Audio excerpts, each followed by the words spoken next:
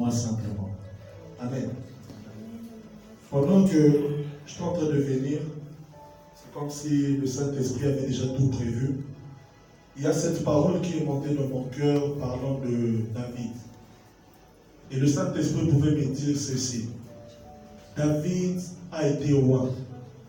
Il était non seulement roi, mais dans le temps là, c'est les rois qui tenaient entre leurs mains le sacerdoce. Autrement dit, le rôle des pasteurs aujourd'hui, dans le temps de David, c'était le rôle destiné au roi. Le roi devait être lui-même prophète, lui-même apôtre, lui-même sacrificateur. Voilà pourquoi Dieu prenait plaisir à oindre les rois. Mais il y a cette parole qui montait dans mon cœur qui disait, malgré le péché de David, sa couronne n'est point tombée. J'aimerais que quelqu'un le répète après moi. Malgré le péché de David, sa couronne n'est point tombée. Malgré le péché de David, sa couronne n'est point tombée. Voilà pourquoi j'aimerais te dire, malgré tes péchés, Dieu ne t'a pas oublié. Amen. David fait partie des... Pour ceux-là qui sont lecteurs de la Bible, nous savons que David fait partie des plus mauvais exemples du sacerdoce. Autrement dit, quand tu lis l'histoire de David et tout ce qu'il a eu à faire, il fait partie de ces hommes-là. Ce ne sont pas seulement les choses qu'ils ont fait en bien qui ont été écrites dans la Bible. David, même ce qu'il faisait en mal, a été noté. Amen. David, même ce qu'il faisait en mal, autrement dit, c'était un homme qui ne cachait pas ces choses. Il ne cachait pas les péchés. C'était un homme, il était dans le service divin, il était sur l'autel de Dieu, mais non seulement ça, mais c'était quelqu'un qui aimait montrer sa nudité à Dieu. J'aimerais dire ça dans ce sens-là. Il aimait montrer sa nudité à Dieu.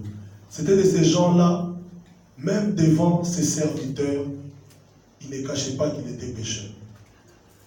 La Bible dit même qu'il arrivait à déchirer ses vêtements royaux, se mettre à nu et tourner dans la cendre. Et tout ça devant les yeux de ses serviteurs. Donc il n'était pas l'homme de Dieu, le roi. Non, il était le David pécheur. Amen. Voilà pourquoi j'ai voulu qu'on lise ce passage et je vais le relire encore. Conduis-moi dans ta vérité. Voilà, il n'était pas le roi de l'Éternel, mais il était plutôt celui qui reconnaissait ses faiblesses devant Dieu. Amen. Je ne sais pas s'il y a quelqu'un qui me comprend. Aujourd'hui, il est difficile pour les païens d'entrer dans la présence de Dieu parce qu'ils voient les chrétiens comme des gens qui habitent au paradis.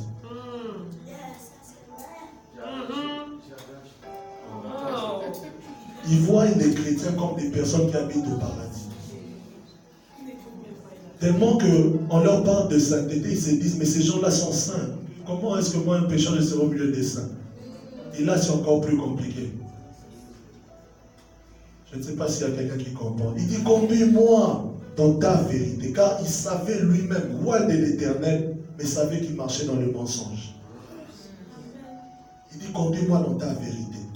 Donc il est conscient que la seule vérité sur laquelle il peut tenir, c'est Dieu. Malgré qu'il est roi. Je précise, il n'est pas prophète, il n'est pas pasteur. Il est roi d'Israël. Il est roi d'Israël. Non seulement roi en esprit, mais il est établi en tant qu'homme sur un pays, sur un peuple, une nation. Mais cet homme-là qui est établi, non seulement, c'est comme si vous voyez Macky Sall venir vers nous et puis dire, je suis pécheur, il se tourne par terre, il commence à déchirer ses vêtements devant nous. On dirait, mais ce gars est fou. Mais David a accepté cette folie-là. Je m'aimerais dire à quelqu'un, tu sais, les yeux de Dieu ne sont pas aveugles. Moi, vous pouvez me voir devant vous, comme vous me voyez là, mais personne ne connaît, comme papa Talinano pouvait dire. Moi, je dirais, personne ne connaît mon intérieur. Personne ne connaît mon intérieur. Les sous-vêtements. Ah, les sous-vêtements. Amen. Mais David était quelqu'un qui acceptait de faire sortir son intérieur. Il sait que s'il se montre fort, il sera toujours faible devant Dieu. Mais s'il montre à Dieu sa faiblesse, il sera fort devant les hommes. Voilà pourquoi il s'est lâché. Il ne voulait pas montrer à Dieu que Dieu, je suis digne d'être devant toi. Il ne voulait pas montrer à Dieu que Dieu, je mérite d'être devant toi. Non. C'est toi qui m'as choisi, tu m'as oint. Ce n'est pas de mes propres forces que j'ai tué les lions et l'ours. C'était grâce à toi. Donc si je suis oint aujourd'hui, c'est grâce à toi. Pourquoi est-ce que je vais me montrer fort devant toi? Voilà pourquoi il aimait montrer sa faiblesse. Mais j'aimerais qu'on puisse lire d'autres versions de ce même passage. Ça c'est lui-ci. Je vais lire la version Darby. La version Darby dit ceci: fais-moi marcher dans ta vérité. Pas conduis-moi, fais-moi marcher. Conduire quelqu'un, je peux te donner un exemple. Sœur Ariel, je suis juste devant elle et je marche avec elle. Elle me suit. Ça, c'est conduire. Peu importe l'endroit là où je l'amène, elle va venir. Mais fais-moi marcher. C'est la présenter la route à prendre, le chemin à emprunter, la dire vas-y. Je ne sais pas si quelqu'un qui comprend. C'est différent. C'est différent. Autrement dit, je ne connais pas la voie à suivre. Il a reconnu, je ne connais pas la voie à suivre. Jusque-là, je ne suis pas digne d'entrer au paradis. Je ne suis pas encore digne. Voilà pourquoi Paul pouvait dire, je continue à courir pour pouvoir tenir les vêtements du Christ. Pourquoi? Même Paul, l'apôtre Paul était conscient que le chemin était encore long. Très long. Très, très, très long. Il savait que tant qu'il n'est pas encore mort, il se bat pour son salut. Ce qui désole aujourd'hui, c'est que nous, chrétiens d'aujourd'hui, nous oublions ça. Nous voulons nous montrer forts alors que nous sommes faibles. Beaucoup à l'église veulent montrer qu'ils sont saints, alors que seul Dieu est saint. Alléluia. Tant que tu seras dans ses corps, tu ne seras point saint. La sanctification. Amen. La version Semeur dit: dirige-moi selon ta vérité et instruis-moi, car c'est toi le Dieu qui me sauve. Et je m'attends à toi à longueur des journées. Je précise, je m'attends à toi à longueur des journées.